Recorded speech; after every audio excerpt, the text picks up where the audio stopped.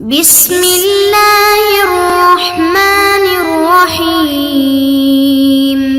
السلام علیکم ورحمۃ اللہ وبرکاتہ۔ امید ہے کہ آپ سب ایمان، صحت، عافیت اور برکت کے ساتھ ہوں گے۔ آج ہم شمائل ترمذی کا سبق نمبر 42 پڑھیں گے، جس کا عنوان ہے باب ما جاء فی صفۃ خبز رسول اللہ صلی اللہ علیہ وسلم،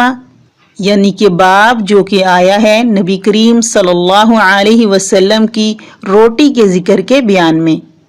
تو دیکھیے، ہم نے گزشتہ باب میں نبی کریم صلی اللہ علیہ وسلم کے کھانے اور اس کی کیفیت کے بارے میں پڑھا تھا، اور اس باب میں آپ صلی اللہ علیہ وسلم کی کھائی جانے والی روٹی کا بیان ہے کہ وہ گندم کی تھی، جو کی تھی، میدے کی تھی، چھنے ہوئے آٹے کی تھی یا بغیر چھنے آٹے کی تھی۔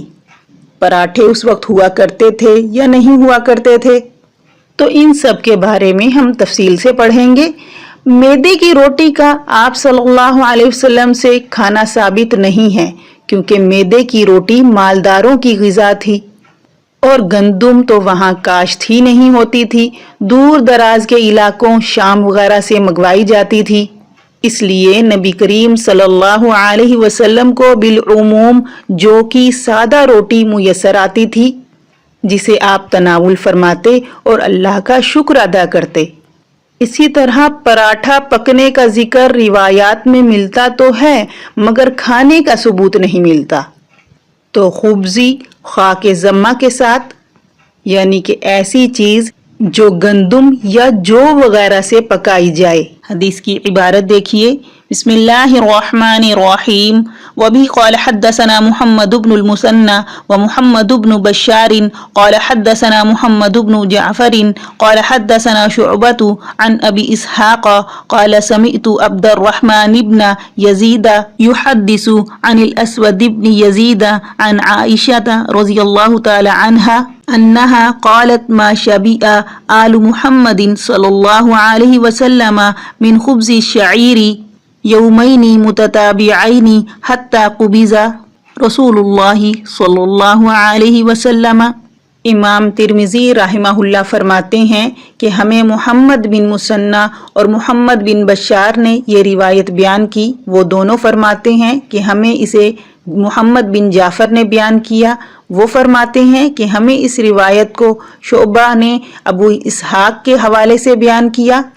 وہ فرماتے ہیں کہ میں نے عبد الرحمن ابن یزید کو اسود بن یزید سے روایت بیان کرتے ہوئے سنا۔ انہوں نے یہ روایت ام المومنین حضرت عائشہ صدیقہ رضی اللہ تعالی عنہا سے نقل کی۔ وہ فرماتی ہیں کہ نبی کریم صلی اللہ علیہ وسلم کی وفات تک نبی کریم صلی اللہ علیہ وسلم کے اہل و عیال نے مسلسل 2 دن کبھی جو کی روٹی سے پیٹ بھر کر کھانا نہیں کھایا۔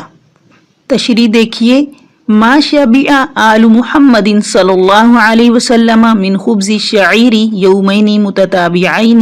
حتی قبض۔ تو یہاں پر آل سے مراد آپ صلی اللہ علیہ وسلم کی ازواج مطہرات ہیں، اور جن پر آپ صلی اللہ علیہ وسلم خرچ کیا کرتے، یعنی اہل و عیال۔ اور یہ بھی احتمال ہے کہ حدیث میں لفظ آل زائد ہو، تو پھر اس کا مطلب یہ ہوگا کہ خود نبی کریم صلی اللہ علیہ وسلم نے پیٹ بھر کر کھانا نہیں کھایا۔ اسی طرح ایک حدیث میں آتا ہے ما شبع آل محمد من طعام 3 ایام، کہ نبی کریم صلی اللہ علیہ وسلم کے اہل و عیال نے 3 دن پیٹ بھر کر کھانا نہیں کھایا۔ اور ایک دوسری روایت میں آتا ہے کہ محمد صلی اللہ علیہ وسلم کے اہل و عیال سیر نہیں ہوئے، یعنی پیٹ نہیں بھرا ایسی روٹی سے جو سالن کے ساتھ ہو۔ اسی طرح ایک اور حدیث میں آتا ہے کہ پیٹ بھر کر نہیں کھائی نبی کریم صلی اللہ علیہ وسلم کے گھرانے نے مسلسل 2 دن، مگر ان میں سے ایک دن کھجور ہوتی تھی۔ مطلب یہ کہ ایک دن کھانا، ایک دن فاقہ ہوتا تھا۔ سخاوت، بخشش اور جود و عنایت آپ صلی اللہ علیہ وسلم کے خاندان کا امتیازی وصف تھا۔ فقیروں، عاجزوں، مسکینوں کی پرورش آپ صلی اللہ علیہ وسلم کی شفیق طبیعت میں شامل تھی۔ اس لیے ایک روز آپ صلی اللہ علیہ وسلم اور آپ صلی اللہ علیہ وسلم کے اہل بیت روٹی سالن کھا لیا کرتے تھے،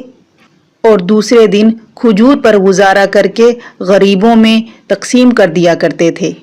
دنیاوی عیش و عشرت کو ان مقدس وجودوں نے پسند ہی نہیں فرمایا تھا، بلکہ فکر و فاقہ کی زندگی کو تمام لذتوں پر ترجیح دے کر نبی کریم صلی اللہ علیہ وسلم کے نقش قدم پر چلنے کو باعث فخر سمجھتے تھے۔ مطلب یہ ہے کہ کھجوروں سے تو اگرچہ اس کی نوبت آ گئی ہو، یعنی کھجوریں تو میسر ہوں پیٹ بھرنے کے لیے، لیکن روٹی سے کبھی یہ نوبت نہیں آئی کہ مسلسل 2 دن لگاتار ملی ہو۔ دیکھیے یہاں پر ایک اشکال ہوتا ہے، وہ یہ کہ روایات سے یہ ثابت ہے کہ نبی کریم صلی اللہ علیہ وسلم اپنی بیویوں کا 1 سال کا نفقہ عنایت فرما دیا کرتے تھے، تو اب ان دونوں روایتوں میں بظاہر تعارض ہے، تو علماء کرام نے اس کی مختلف توجیحات بیان فرمائی ہیں، جس میں سے ایک توجیہ یہ ہے کہ اس حدیث میں اہل کا لفظ زائد ہے اور مراد خود نبی کریم صلی اللہ علیہ وسلم کی ذات بابرکت ہے، اس لیے اپنے لیے ذخیرہ ثابت نہیں۔ اور دوسری توجیہ یہ بیان کی گئی ہے کہ نبی کریم صلی اللہ علیہ وسلم تو اپنی ازواج مطہرات کو سال کا ذخیرہ ان کے حوالے کر دیا کرتے تھے، مگر آپ صلی اللہ علیہ وسلم کی بیویوں کے اندر بھی شوق تھا ثواب حاصل کرنے کا، اس لیے وہ سب فقراء، مساکین اور محتاجوں میں صدقہ کر دیا کرتی تھی۔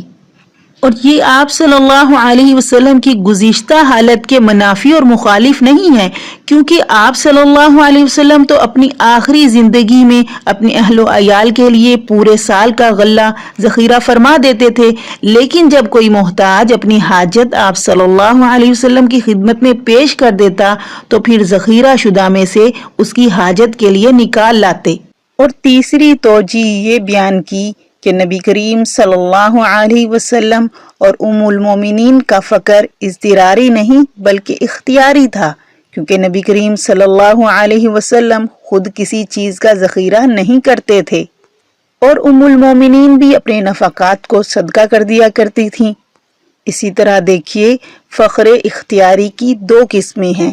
ایک وہ کہ گھر میں سب کچھ موجود ہے مگر کھایا نہ جائے تو یہ فقر مذموم ہے، غلط ہے، اور دوسرا وہ کہ جو مل جائے وہ تناول کر لیا جائے، نہ ملے تو صبر کر لیا جائے۔ بظاہر یہ فقر اضطراری ہے، مگر نبی کریم صلی اللہ علیہ وسلم کے حق میں اس لیے اختیاری ہے کہ آپ صلی اللہ علیہ وسلم دعا کر کے امیر بن سکتے تھے،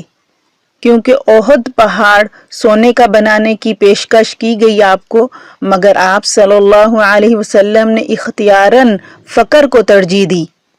اور فقر اختیاری کی ایک صورت یہ بھی ہو سکتی ہے کہ نبی کریم صلی اللہ علیہ وسلم کے پاس جتنا مال بھی آ جاتا تھا آپ اس کو اللہ کی راہ میں فوراً خرچ کر دیا کرتے تھے اور اپنے پاس کچھ نہیں رکھتے تھے۔ پھر علماء کرام نے اس پر تنبیہ کی ہے کہ جو پیٹ بھر کر کھانا کھاتا ہے اس کے معدے میں فساد پیدا ہوتا ہے اور پیٹ کو بڑھاتا ہے وہ، تو اس لیے پیٹ بھر کر کھانا کھانے سے منع کیا۔ اور حق یہ ہے کہ پیٹ بھر کر کھانا کھانا اعضاء کو عبادت میں بوجھل بنا دیتا ہے، انسان میں فطری اور طبعی جو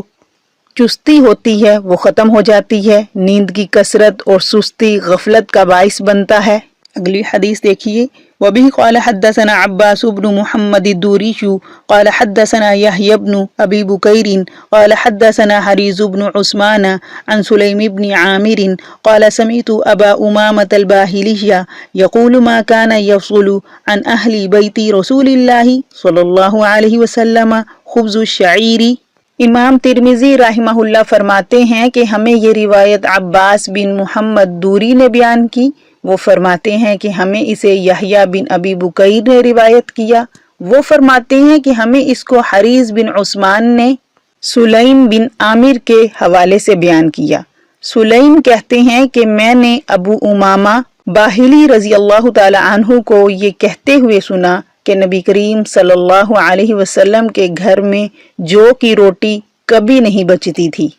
یفضلو زائد ہونا، باقی رہنا، بچ جانا، تو یہاں پر حدیث کا معنی یہ ہے کہ جب دسترخوان لگایا جاتا تھا تو اتنا ہی کھانا ہوتا تھا کہ سارا کھا لیا جاتا، مطلب یہ کہ نبی کریم صلی اللہ علیہ وسلم کے گھر میں اشیاء خوردونوش بہت قلیل ہوا کرتے تھے، جو کہ سادہ روٹی بھی مشکل سے میسر ہوتی تھی۔ مطلب یہ کہ جو کی روٹی اگر کبھی پکتی تھی تو وہ مقدار میں اتنی ہوتی ہی نہیں تھی کہ بچتی، اس لیے پیٹ بھرنے کو بھی کافی نہیں ہوتی تھی۔ اور پھر نبی کریم صلی اللہ علیہ وسلم کے پاس مہمانوں کی کثرت ہوا کرتی تھی، اور اہل صفہ تو مستقل طور سے نبی کریم صلی اللہ علیہ وسلم کے مہمان تھے، اس لیے جو کچھ ہوتا نبی کریم صلی اللہ علیہ وسلم ان میں تقسیم کر دیا کرتے تھے اور خود پیٹ بھر کر نہیں کھاتے تھے۔ اگلی حدیث کی عبارت دیکھیے، وبه قال حدثنا عبد الله بن معاوية الجمحي قال حدثنا ثابت بن يزيد عن هلال بن خباب عن إكرمة عن ابن عباس رضي الله تعالى عنه قال كان رسول الله صلى الله عليه وسلم يبيت الليالي المتتابعة طاويا هو وأهله لا يجدون عشاء وكان أكثر خبزهم خبز الشعير۔ امام ترمذی رحمہ اللہ فرماتے ہیں، ہمیں یہ روایت عبداللہ بن معاویہ جمحی نے یہ بیان کی، ان کے پاس یہ روایت ثابت بن یزید نے ہلال بن خباب کے واسطے سے بیان کی، انہوں نے یہ روایت اکرمہ سے،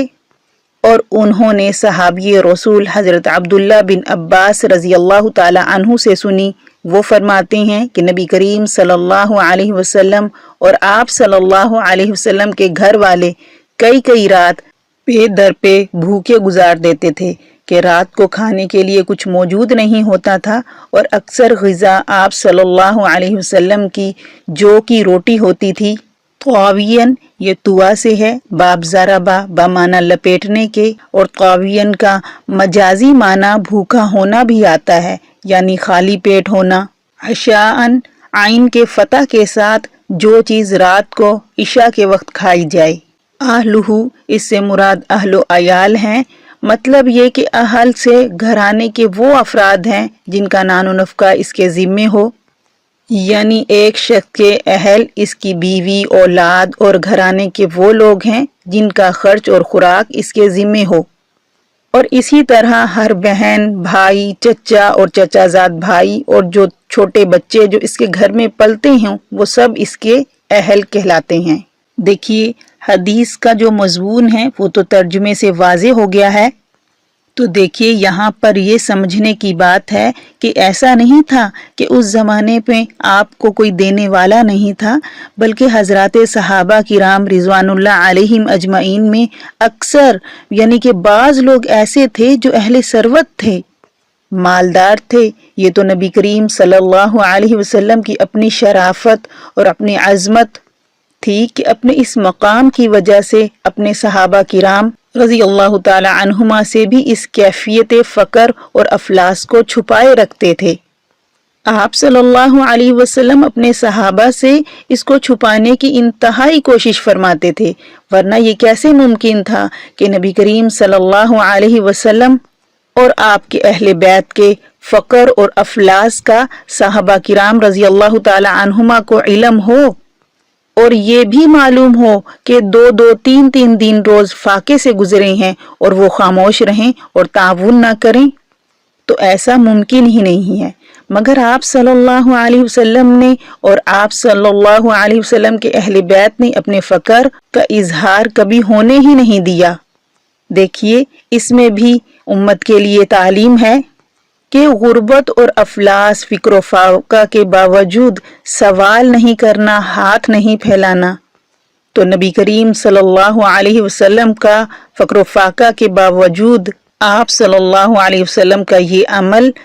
دستے سوال سے بچنے کی فضیلت پر دلالت کر رہا ہے۔ وَكَانَ أَكْثَرُ خُبْزِهِمْ خُبْزَ الشَّعِيرِ،